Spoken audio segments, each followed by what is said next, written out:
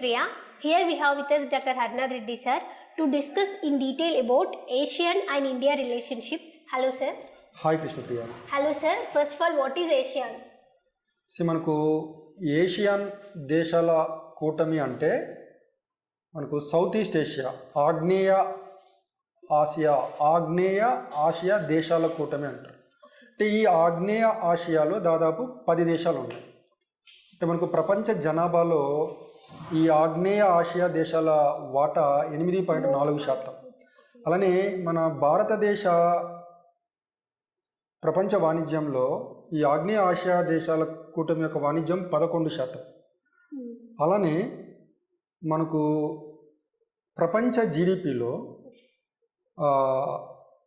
ఈ ఆగ్నేయ ఆసియా దేశాల ఆర్థిక వ్యవస్థ దాదాపుగా $4 ట్రిలియన్ ఉందన్నమాట. అంటే 5వ అతిపెద్ద ఆర్థిక వ్యవస్థ, ప్రపంచంలో 5వ అతిపెద్ద ఆర్థిక వ్యవస్థ ఇది ఆగ్నేయ ఆసియా దేశాల ఆర్థిక వ్యవస్థ. సో ఇది మనం దృష్టిలో ఉంచుకోవాలి. అలానే మనకు ఈ ఆగ్నేయ దేశాలు అంటే ఆగ్నేయ ఆసియా దేశాలు అంటే 10 దేశాలు ఉన్నాయి. మనకు Myanmar, Thailand, Cambodia, Laos, Vietnam, Malaysia, Indonesia, Singapore, Philippines, Brunei. So ఈ 10 దేశాలను కలిపి ఆగ్నేయ ఆసియా దేశాల కూటమి అంటారు. సో ఇది ఎందుకు భారతదేశానికి చాలా ముఖ్యమైనది, ఈ ఆగ్నేయ ఆసియా దేశాల కూటమి ఎందుకు చాలా ముఖ్యమైనది అంటే మనకు 1992లో పివి నరసింహారావు ప్రధానమంత్రిగా ఉన్నప్పుడు లుక్ ఈస్ట్ పాలసీ అనేది తీసుకురావడం జరిగింది. అలానే మనకు 2014లో Narendra Modi act east policy అని తీసుకురావడం జరిగింది. మీరు లుక్ ఈస్ట్ పాలసీ తీసుకున్నట్లయితే మనకు 1992లో లుక్ ఈస్ట్ పాలసీ వచ్చింది. సో ఈ లుక్ ఈస్ట్ పాలసీకి ముందు మీరు తీసుకున్నట్లయితే అంటే మన భారతదేశము ఆర్థికాభివృద్ధికి ఎక్కువగా మనం సోవియట్ యూనియన్ పైన డిపెండ్ అయి ఉన్నాం. సో ఈ సోవియట్ యూనియన్ 1991 డిసెంబర్లో 15 దేశాలుగా విచ్ఛిన్నమైంది. సో మనం ఇప్పుడు మన భారతదేశ ఆర్థిక ప్రగతి అభివృద్ధి కోసం మనం సోవియట్ యూనియన్ పైన ఆధారపడే అవకాశం లేదు. సో ఈ నేపథ్యంలో పివి నరసింహారావు ఏం చేశారంటే భారతదేశంలో ఆర్థికాభివృద్ధిని సాధించి పేదరికాన్ని తగ్గించి ఉపాధిని పెంచడానికి మన చూపు ఆగ్నేయ ఆసియా దేశాల వైపు చూడాలి అని ఒక నినాదాన్ని ఇవ్వడం జరిగింది. ఎందుకంటే 1992 నాటికి ఈ ఆగ్నేయ ఆసియా దేశాల ఆర్థిక వ్యవస్థలు చాలా బలంగా ఉన్నాయి. వాటిని ఏషియన్ టైగర్స్ అనేవాళ్ళు అన్నమాట.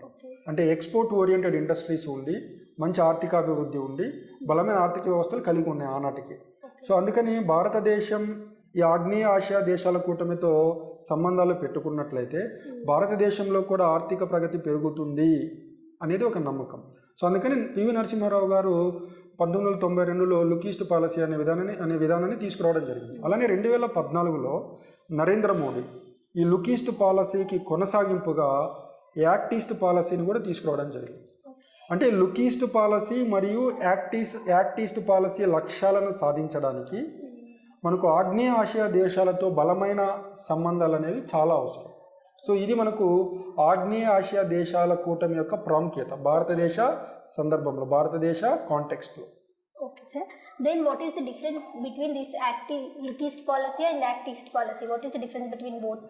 సో మనం 1992లో లుక్ ఈస్ట్ పాలసీ వచ్చిందని చెప్పాము, 2014లో యాక్ట్ ఈస్ట్ పాలసీ వచ్చిందని చెప్తున్నాం. సో దీని మధ్య మీరు తేడాలు చూసినట్లయితే ఒకటేమో 1992లో వచ్చింది లుక్ ఈస్ట్ అనేది పివి నరసింహారావు ప్రధానమంత్రిగా ఉన్నప్పుడు, ఇక్కడేమో నరేంద్ర మోడీ ప్రధానమంత్రిగా ఉన్నప్పుడు 2014లో యాక్ట్ ఈస్ట్ వచ్చింది. అదొక డిఫరెన్స్. రెండో డిఫరెన్స్ ఏంటంటే లుక్ ఈస్ట్ పాలసీలో భాగంగా మనము ఆగ్నేయ ఆసియా దేశాల కూటమితో సంబంధాలను బలోపేతం చేయాలనుకున్నాం.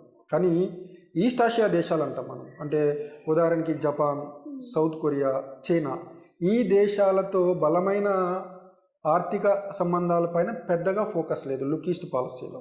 అదే మీరు యాక్ట్ ఈస్ట్ పాలసీ తీసుకున్నట్లయితే ఈ ఆగ్నేయ ఆసియా దేశాల కూటమితో పాటు ఈస్ట్ ఏషియా దేశాల మీద కూడా చాలా ఫోకస్ ఇవ్వడం జరిగింది.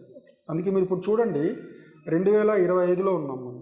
ఈ ఈస్ట్ ఏషియన్ కంట్రీస్ మీరు చైనాతో ట్రేడ్ తీసుకుంటే దాదాపు $130 బిలియన్ ట్రేడ్ ఉంది ఇప్పుడు ఇండియాకి చైనాతో.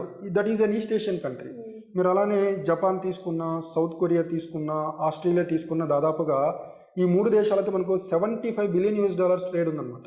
ఇంత ట్రేడ్ అభివృద్ధి చెందడానికి కారణము లుక్ ఈస్ట్ పాలసీ, అదే యాక్ట్ ఈస్ట్ పాలసీ. అంటే 2014లో వచ్చిన యాక్ట్ ఈస్ట్ పాలసీ ఈ ఈస్ట్ ఏషియా దేశాల మీద ఎక్కువ ఫోకస్ ఇవ్వడం జరిగింది. అంటే ఆగ్నేయ ఆసియా దేశాల కూటమితో పాటు ఈస్ట్ ఏషియన్ కంట్రీస్ మీద ఎక్కువ ఫోకస్ ఇవ్వడం జరిగింది. అలానే ఇంకొక డిఫరెన్స్ ఏంటంటే లుక్ ఈస్ట్ పాలసీ ఈశాన్య రాష్ట్రాల అభివృద్ధి గురించి మాట్లాడుతుంది, కానీ ఈశాన్య రాష్ట్రాల అభివృద్ధి మీద ప్రత్యేకమైన దృష్టిని కేంద్రీకరించదు. కానీ యాక్ట్ ఈస్ట్ పాలసీ ఏంటంటే యాక్ట్ ఈస్ట్ పాలసీలో ఈ ఈశాన్య రాష్ట్రాల అభివృద్ధికి చాలా పెద్దపీట వేయడం జరిగింది. అలానే మీరు లుక్ ఈస్ట్ పాలసీలో 4 రంగాల్లో సహకారం గురించి మాట్లాడతారు. ఒకటి ఎకనామిక్ ఇంటగ్రేషన్ అని, ఎకనామిక్ రిఫార్మ్స్ అండ్ లిబరలైజేషన్ అని, కనెక్టివిటీ అండ్ ట్రేడ్ అని ఇలా. కానీ యాక్ట్ ఈస్ట్ పాలసీ అనేది భిన్న రంగాల్లో, అంటే ఈ 4 అనే కాకుండా విభిన్న రంగాల్లో ఆగ్నేయ ఆసియా దేశాల కూటమితో సంబంధాలను బలోపేతం చేసుకోవడం. అంటే ఉదాహరణకి డిఫెన్స్ కోఆపరేషన్ కూడా. మన ఉదాహరణకి ఈ మధ్యకాలంలో బ్రహ్మోస్ మిజైల్స్ని ఫిలిప్పైన్స్కి అందించడం జరిగింది. అంటే ఈ లుక్ ఈస్ట్ పాలసీలో 4 రంగాల గురించి మాట్లాడుకుంటే యాక్ట్ ఈస్ట్ పాలసీలో ఈ 4 రంగాలకు అదనంగా మరిన్ని ముఖ్యమైన రంగాల్లో ఈ సహకారాన్ని పెంపొందించుకోవడం యాక్ట్ ఈస్ట్ పాలసీ చెబుతుంది. సో ఇవి రెండు కూడా ఈ look east act east policies మధ్య ఉన్న తేడాలు ఇవి. Then how India's relationships with ASEAN evolved in these years? So నేను ఇందాక చెప్పినట్లు 1991లో సోవియట్ యూనియన్ విచ్ఛిన్నమైంది. సో 1992లో పివి నరసింహారావు ప్రభుత్వము ఈ లుక్ ఈస్ట్ పాలసీని తీసుకురావడం జరిగింది. సో 1992లో మొట్టమొదటిసారిగా ఇండియా అనే దేశము ఈ ఆగ్నేయ ఆసియా దేశాల కూటమితో సంబంధాలు పెట్టుకోవడం జరిగింది. మనం అప్పుడు ఏమన్నారంటే సెక్టోరల్ డైలాగ్ పార్ట్నర్ అన్నారు. అంటే ఇండియా ఆగ్నేయ ఆసియా దేశాల కూటమి మధ్య సంప్రదింపులు ఫారిన్ సెక్రటరీ స్థాయిలో జరిగితే దాన్ని సెక్టోరల్ డైలాగ్ పార్ట్నర్ అంటారు. 1995 నాటికి మనము డైలాగ్ పార్ట్నర్ అయ్యాం. డైలాగ్ పార్ట్నర్ అంటే ఫారిన్ మినిస్టర్ స్థాయిలో సంబంధాలు. అలానే మనం 2002 అంటే 1992 నుంచి 2002 నాటికి సమిట్ అంటే హెడ్స్ ఆఫ్ ది నేషన్ స్థాయిలో రిలేషన్స్ పెరగడం జరిగింది. అలానే మనకు 2009లో వస్తువులకు సంబంధించి on goods we had a free trade agreement with ASEAN countries 2009లో. 2014లో సర్వీసెస్ అండ్ ఇన్వెస్ట్మెంట్ మీద కూడా ఫ్రీ ట్రేడ్ అగ్రిమెంట్ వచ్చింది. మనకు 2022లో అంటే 1992లో ప్రారంభమైన సంబంధాలు 2022 నాటికి 30 సంవత్సరాలు పూర్తి చేసుకున్నాం. ఈ నేపథ్యంలో ఇండియా ఆసియా దేశాల మధ్య కాంప్రహెన్సివ్ స్ట్రాటజిక్ పార్ట్నర్షిప్ను కూడా చేసుకోవడం జరిగింది. ఇలా మనకు 1992 నుంచి 2022 దాదాపుగా గత 30 సంవత్సరాల్లో ఆగ్నేయ ఆసియా దేశాలతో సంబంధాలు బలోపేతమయ్యాయి. అలానే మీరు చూసినట్లయితే గతంలో 1992లో ఆగ్నేయ ఆసియా దేశాల మధ్య భారతదేశం మధ్య ఉన్న వాణిజ్యం చాలా తక్కువ. కానీ ఇప్పుడు మీరు చూసినట్లయితే $122 billion. The trade between India and Asian countries is $122 billion. So this speaks about increasing economic engagement. So a phenomenal increase from 1992 to 2022. And India is the 4th largest trading partner of ASEAN. So Asia దేశాలతో వాణిజ్యం చేసే దేశాల్లో China మొదటి స్థానంలో ఉంది. China Asian వాణిజ్యం మీరు చూసినట్లయితే $980 billion. China Asian trade is $980 billion. రెండవ స్థానంలో యుఎస్ఏ ఉంది. యుఎస్ఏ ఆసియాన్ వాణిజ్యం మీరు చూసినట్లయితే $470 బిలియన్.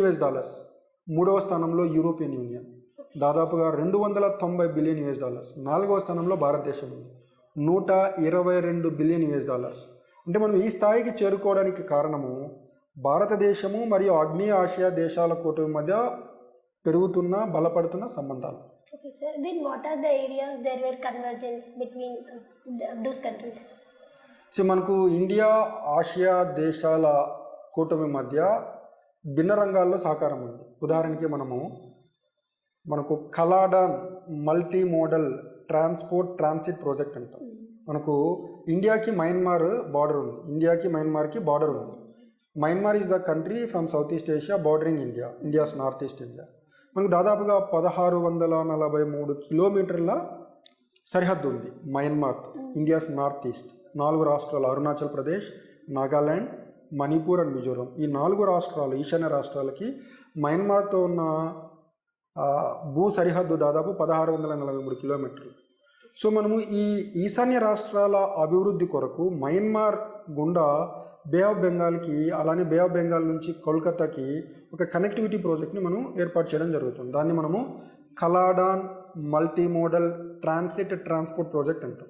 అంటే కోల్కతా నుంచి, అంటే బెంగాల్లో ఉన్న కలకత్తా నుంచి మయన్మార్లో ఉన్న సిట్వే పోర్ట్ వరకు సీ రూట్ అనమాట.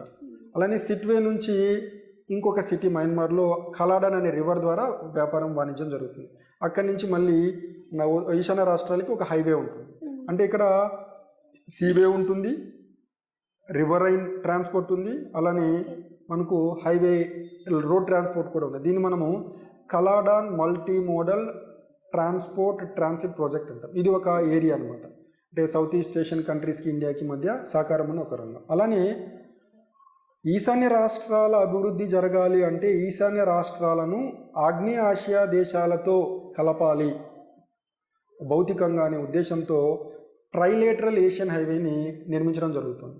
అంటే ఇండియా, మయన్మార్, థాయిలాండ్.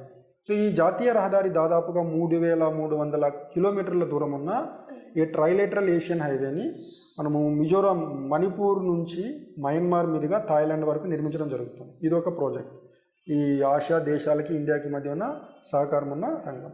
అలానే మీరు చూసినట్లయితే ఈ ఆగ్నేయ ఆసియా దేశాల కూటమి దేశాలకి చైనాతో కూడా బౌండరీ డిస్ప్యూట్స్ ఉన్నాయి. ల్యాండ్ బౌండరీ డిస్ప్యూట్స్ ఉన్నాయి, మ్యారిటైమ్ బౌండరీ డిస్ప్యూట్స్ ఉన్నాయి.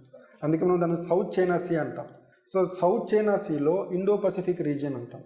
సో ఇక్కడ ఇండియాకి ల్యాండ్ బౌండరీ డిస్ప్యూట్స్ ఉన్నాయి, ఏషియన్ కంట్రీస్కి ల్యాండ్ బౌండరీ డిస్ప్యూట్స్ ఉన్నాయి. ఇక్కడ రెండు కలిసి పని చేయొచ్చు. అందుకని మనకు 2025 మార్చ్లో నరేంద్ర మోడీ గారు మహాసాగర్ అని ఒక డాక్టరీని తీసుకొచ్చారనమాట. ఇది మనము మ్యారిటైమ్ విజన్ అంటాం. సో ఇండియాస్ మ్యారిటైమ్ విజన్ని మహాసాగర్ అంటాం. 2025 మార్చ్లో వచ్చింది. దీని అబ్రివేషన్ ఏంటంటే mutual and holistic advancement for security and growth across all regions. ఒక ఇండియన్ ఓషన్ రీజియనే కాదు, ఇండో పసిఫిక్ రీజియన్లో కూడా అన్ని దేశాలకి భద్రత, అభివృద్ధి సమంగా అందుబాటులో ఉండాలి అనే నినాదమే మహాసాగర్ డాక్టరీన్. సో ఈ Mahasagar doctrine it advocates security and growth of all countries in the region. అంతేగాని చైనా మిగిలిన దేశాలపైన ఆధిపత్యాన్ని చలాయించడానికి ఇది వ్యతిరేక మహాసాగర్ డాక్టరీన్. ఇండియా అలానే సౌత్ చైనా సీలో ఫ్రీడమ్ ఆఫ్ నావిగేషన్ గురించి మాట్లాడడం జరిగింది. రూల్స్ బేస్డ్ ఆర్డర్ని ఇంప్లిమెంట్ చేయాలని మాట్లాడడం జరిగింది. ఇక్కడ ఈ ఆగ్నేయ ఆసియా దేశాల కూటమి ప్రయోజనాలు, భారతదేశ ప్రయోజనాలు ఒకే రకంగా ఉన్నాయి. ఇంకా ఇదే కాకుండా మీరు ఈ క్లీన్ ఎనర్జీ తీసుకున్నారనుకోండి. సో అంతర్జాతీయంగా ఈ ఫాజిల్ ఫ్యూయల్స్ మీద డిపెండ్ అవ్వడం వల్ల ఈ climate change and global warming కారణంగా సో మనకు ఈ వరదల తీవ్రత పెరిగింది, సంఖ్య పెరిగింది. అలానే కరువుల యొక్క డ్రాట్ అంటాం, డ్రాట్స్ కూడా సివియర్ అవుతున్నాయి. ఎక్కువగా అభివృద్ధి చెందుతున్న దేశాలు, అభివృద్ధి చెందని దేశాలు ఎక్కువ నష్టపోతున్నాయి. కాబట్టి ప్రపంచ దేశాలన్నీ కూడా ఈ ఫాజిల్ ఫ్యూయల్స్ మీద ఆధారపడడాన్ని తగ్గించుకునే ప్రయత్నం చేస్తుంది. ఈ విషయంలో కూడా ఆసియాన్ దేశాలు, ఇండియా కోఆపరేట్ చేసుకోవచ్చు. ఉదాహరణకి మనం ఇంటర్నేషనల్ సోలార్ అలయన్స్ అనే ఒక అంతర్జాతీయ కూటమిని ఏర్పాటు చేయడం జరిగింది. అలాగే మనకి ఇండియాలో ఎలక్ట్రిక్ మొబిలిటీ అని, అలానే మనకు గ్రీన్ హైడ్రోజన్ మిషన్ అని, national mission on climate change అని, పంచామృత్ అని, లైఫ్ స్టైల్ ఫర్ ఎన్విరాన్మెంట్ అని, ఇవన్నీ కూడా క్లీన్ ఎనర్జీకి సంబంధించి భారత ప్రభుత్వం తీసుకున్న చర్యలు అన్నమాట. సో ఆసియాన్ దేశాలు కూడా క్లీన్ ఎనర్జీకి సంబంధించి భారతదేశంతో పరస్పరం సహకారం చేసుకొని ముందుకెళ్ళే అవకాశం ఉంది. అలానే మనకు న్యూక్లియర్ ఎనర్జీ కూడా తీసుకోండి. సో ఇండియాకి తీర ప్రాంతాల్లో థోరియం రిజర్వ్స్ ఎక్కువగా ఉన్నాయి. సో ఈ థోరియం నుంచి అణు విద్యుత్తుని ఎలా ఉత్పత్తి చేయాలనే విషయంలో భారతదేశానికి కొంచెం అనుభవం ఉంది. సో ఈ న్యూక్లియర్ ఎనర్జీని ఎక్కువ పెంచుకోవాలని ఆగ్నేయ ఆసియా దేశాలు భావిస్తున్న తరుణంలో ఈ ఏరియాలో కూడా రెండు కంట్రీస్ కోఆపరేట్ చేసుకోవచ్చు. అలానే మనకు ఇండియన్ ఓషన్ రీజియను, అలానే ఇండో పసిఫిక్ రీజియన్లో పైరసీ కానీ, అలానే డ్రగ్స్ స్మగ్లింగ్ కానీ, అలానే డిసాస్టర్ మేనేజ్మెంట్, సునామీ కానీ, ట్రాపికల్ సైక్లోన్స్ విషయంలో కూడా ఇటు భారతదేశము అటు ఆగ్నేయ ఆసియా దేశాల కూటమి కూడా పరస్పరం సహకరించుకోవడానికి అవకాశం చాలా ఎక్కువగా ఉంది. సో ఇవన్నీ కూడా అటు భారతదేశము ఇటు ఆగ్నేయ ఆసియా దేశాల కూటమి మధ్య పరస్పరం సహకరించుకోవడానికి అవకాశం ఉన్న రంగాలు. Then what are the challenges with ASEAN? మనము ఇండియా ఆసియాన్ దేశాల మధ్య సమస్యలు ఏమైనా ఉన్నాయి అంటే అందులో మొదటి సమస్య ఏంటంటే చైనాతో పోల్చుకున్నట్లయితే ఆగ్నేయ ఆసియా దేశాల్లో భారతదేశం మొదలుపెట్టిన అభివృద్ధి ప్రాజెక్టులు అనేవి చాలా నత్తనడకన సాగుతున్నాయి. సో చైనా ఎకానమీ మీరు చూసినట్లయితే it was $20 trillion economy nominal జీడిపిలో చూసినట్లయితే. అలానే ఇండియా జీడిపి జస్ట్ $4.2 trillion. అంటే ఆర్థికంగా చైనాకి చాలా బలమైన అవకాశం ఉంది. So financially China is very strong. అందుకని చైనా ఆగ్నేయ ఆసియా దేశాల కూటమిలో దేశాల్లో ప్రారంభించే అభివృద్ధి పథకాలను చాలా త్వరితంగా వేగవంతంగా పూర్తి చేస్తుంది. కానీ ఇందాక నేను చెప్పినట్టు కలాడాన్ ప్రాజెక్ట్ కానీ ట్రైలేటరల్ రిలేషన్ హైవే కానీ ఇంకా ఇంతవరకు పూర్తి అవ్వలేదు. సో దీనివల్ల ఆగ్నేయ ఆసియా దేశాలకు భారతదేశం మీద విశ్వాసం సన్నగిలే ప్రమాదం ఉంది. అంటే ఈ అభివృద్ధి ప్రాజెక్టులను చాలా త్వరితంగా పూర్తి చేసే ప్రయత్నం భారతదేశం గట్టిగా చేయాలి. అందుకే మీకు ఇందాక చెప్పాను, చైనాకి ఆసియానికి మధ్య ఉన్న ట్రేడ్ ఎంత? $980 billion. మనకున్న ట్రేడు జస్ట్ $122 billion. అంటే ఆగ్నేయ ఆసియా దేశాల కూటమి దేశాలతో ఉన్న సంబంధాల్లో మనకు చైనా నుంచి గట్టి పోటీ ఎదురవుతుంది. సో ఈ పోటీని తట్టుకోవాలంటే భారతదేశము బాగా సమాయత్తం అవ్వాలి. అలానే ట్రేడ్ ఇండియాకి ఆసియన్ కంట్రీస్కి $122 billion ఉన్నప్పటికీ మనకు ట్రేడ్ డెఫిసిట్ ఎక్కువగా ఉంది. అంటే భారతదేశానికి వచ్చే దిగుమతులు ఎక్కువ, ఆసియాన్ దేశాల నుంచి భారతదేశానికి వచ్చే దిగుమతులు ఎక్కువ, మనం చేస్తున్న ఎగుమతులు తక్కువ.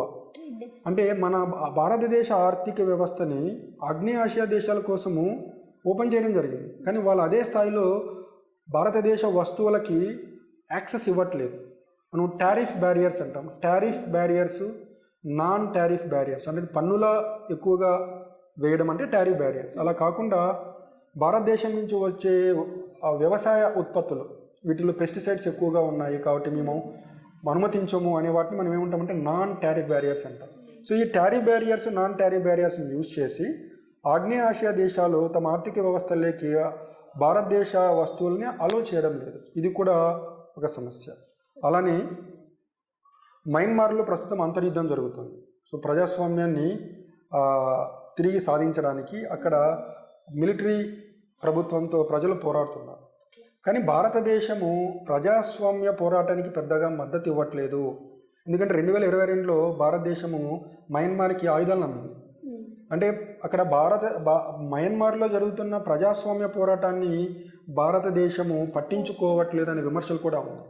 కానీ ఇక్కడ భారతదేశానికి ఉన్న సమస్య ఏంటంటే మనకు ఈశాన్య రాష్ట్రాల్లో భద్రత, శాంతి, అభివృద్ధి జరగాలంటే మయన్మార్తో మనకు రిలేషన్స్ చాలా ఇంపార్టెంట్.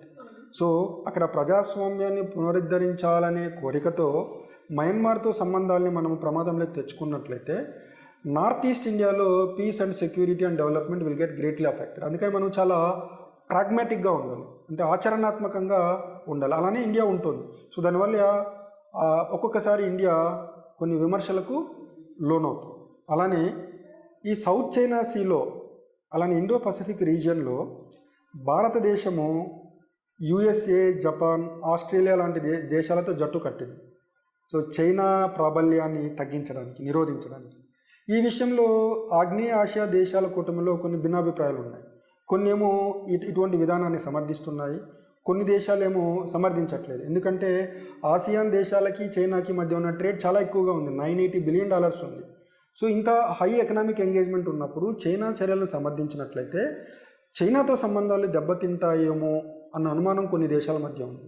సో ఇవన్నీ కూడా ఆసియాన్ ఇండియాకి మధ్య ఉన్న కొన్ని డిసగ్రిమెంట్స్, ఇరిటెంట్స్ అనొచ్చు, కాన్ఫ్లిక్ట్స్ అనొచ్చు. Then what is the China factor in India's and Asian relationship? So ఇందాక చెప్పినట్లు China is the world's second largest economy in nominal GDP terms. So it has a size of $20 trillion. So it has got very deep pockets. So China is very actively engaging with the countries in ASEAN countries. అంటే ఆర్థికంగా బలమైన శక్తి కాబట్టి ఈ ASEAN దేశాలతో వాణిజ్య సంబంధాలని చాలా బలంగా తీసుకెళ్తుంది. అందుకని చైనా ఆసియా దేశాల మధ్య $980 billion ట్రేడ్ ఉంది. అలానే ఆర్సీఈపీ అంటారు, రీజనల్ కాంప్రహెన్సివ్ ఎకనామిక్ పార్ట్నర్షిప్ అని. అంటే ఈ ఆసియాన్ దేశాలతో పాటు ఈస్ట్ ఏషియా దేశాలు చైనా సారథ్యంలో ఇది కూడా ఎకనామిక్ ఇంటిగ్రేషన్కి సంబంధించిన గ్రూపింగ్ అనమాట.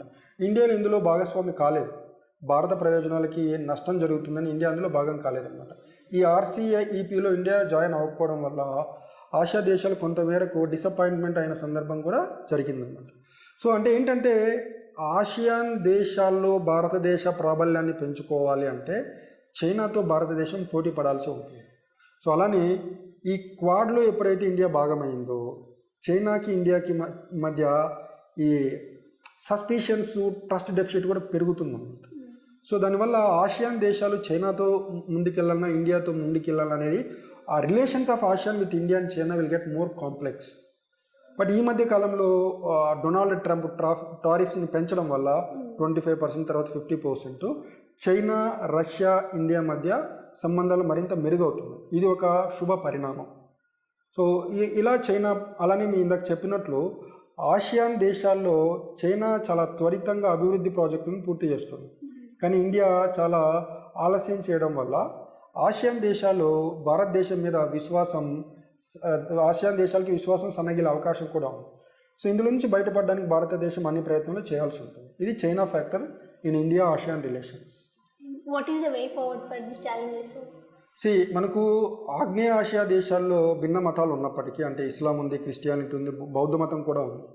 సో మనకు భారతదేశము బౌద్ధ మతానికి చాలా విశిష్టమైనది. ఎందుకంటే గౌతమ బుద్ధుడు నేపాల్లోని లుంబినిలో జన్మించినప్పటికీ తన జీవితంలో ఎక్కువ కాలము భారతదేశంలో గడపడం జరిగింది. అంటే బుద్ధుడు తిరిగిన ప్రదేశాలన్నీ కూడా ఈ బౌద్ధులకి చాలా పవిత్రమైనది. సో ఈ కల్చరల్ బుద్ధిజం అంటాం. అంటే ఈ బుద్ధిస్ట్ ఫ్యాక్టర్ని యూజ్ చేసి ఇండియాకు వచ్చే ఆసియాన్ దేశాల నుంచి ఇండియాకు వచ్చే ఈ బుద్ధిస్ట్ పిలిగ్రిమేజ్ని బాగా పెంచాలి, అదొకటి. అలానే మనకు బీహార్లో నలంద యూనివర్సిటీ అంటాం. నలంద యూనివర్సిటీలో ఈ ఆసియాన్ దేశాల నుంచి వచ్చే పిల్లలకి భారత ప్రభుత్వము స్కాలర్షిప్స్ ఇస్తుంది. రీసెంట్గా 2024లో నరేంద్ర మోడీ ఆసియాన్ దేశాలని సందర్శించినప్పుడు ఈ స్కాలర్షిప్స్ని డబల్ చేస్తాము అన్నారు. సో ఇలా చేయడం వల్ల పీపుల్ టు పీపుల్ కాంటాక్ట్స్ కూడా బాగా పెరుగుతాయి. అలానే నేను ఇందాక చెప్పినట్టు క్లీన్ ఎనర్జీలో 2 దేశాలు బాగా కోఆపరేట్ చేసుకోవాలి. అలానే ఇండియన్ గవర్నమెంట్ ఈ డెవలప్మెంటల్ ప్రాజెక్ట్స్ని చాలా స్పీడప్ చేయాలి. అలా చేసినప్పుడే ఆసియాన్ దేశాలకి భారతదేశం మీద విశ్వాసం పెరుగుతుంది. అలానే ఈ మహాసాగర్ డాక్ట్రిన్ అనే దాన్ని కూడా భారత ప్రభుత్వము ఆసియాన్ దేశాలకి బలంగా తీసుకెళ్ళాలి. అంటే ఇది అందరి ప్రయోజనాలకి సంబంధించింది, కొన్ని దేశాల ప్రయోజనాలకు సంబంధించింది కాదు. ఇండియన్ ఓషన్ రీజియన్లో, ఇండో పసిఫిక్ రీజియన్లో, సౌత్ చైనాలో అన్ని దేశాలకి భద్రత, అభివృద్ధి అనే నినాదంతో భారతదేశం మహాసాగర్ అనే డాక్టర్ని తీసుకురావడం జరిగింది. సో దీన్ని ఉపయోగించి మనకు పైరసీని, స్మగ్లింగ్ని, డ్రగ్ స్మగ్లింగ్ని, అలానే కౌంటర్ టెర్రరిజం, ఈ రంగాల్లో ఇరు వర్గాలు సహకారాన్ని పెంచుకోవడానికి అవకాశం ఉంది. సో ఇవన్నీ చేసినట్లయితే మేబీ మనం ఇప్పుడు అతిపెద్ద ఆర్థిక వ్యవస్థలో 4వ స్థానంలో ఉన్నప్పటికీ ఒక 20-30 సంవత్సరాల తర్వాత మనకు నరేంద్ర మోడీ వికసిత్ భారత్ అనే ఒక లక్ష్యాన్ని ఇచ్చారు. అంటే 2047 నాటికి భారతదేశం ఒక అభివృద్ధి చెందిన దేశం అవ్వాలి, భారత ఆర్థిక వ్యవస్థ $30 ట్రిలియన్ చేరుకోవాలని ఒక లక్ష్యంగా పెట్టుకున్నాం. సో ఖచ్చితంగా రానున్న 30-40 సంవత్సరాల్లో మనము దాదాపుగా చైనాను అందుకునే స్థాయికి వెళ్ళే అవకాశం ఖచ్చితంగా ఉంది. కానీ దానికి మనము భారతదేశంలో ఇప్పుడు జనాభా సానుకూలత అని చెప్పుకుంటున్నాం. అంటే జనాభాలో పనిచేసే వారి సంఖ్య ఎక్కువగా ఉంది. సో ఈ పనిచేసే జనాభా మీద, వారి న్యూట్రిషన్ మీద, వారి ప్రజా ఆరోగ్యం మీద, నాణ్యమైన విద్య మీద, వారికి నైపుణ్యాలను ఇచ్చే మీద భారతదేశం శ్రద్ధ వహించినట్లయితే ఒక 40-50 సంవత్సరాలకి చైనా తర్వాత 2వ అతిపెద్ద ఆర్థిక వ్యవస్థగా రూపాంతరం చెంది మన సంబంధాలు అన్ని దేశాలతో, ఒక ఆసియా దేశాలే కాకుండా ఆర్థిక సంబంధాలు మరింత బలోపేతమయ్యే అవకాశాలు చాలా పుష్కలంగా ఉన్నాయి.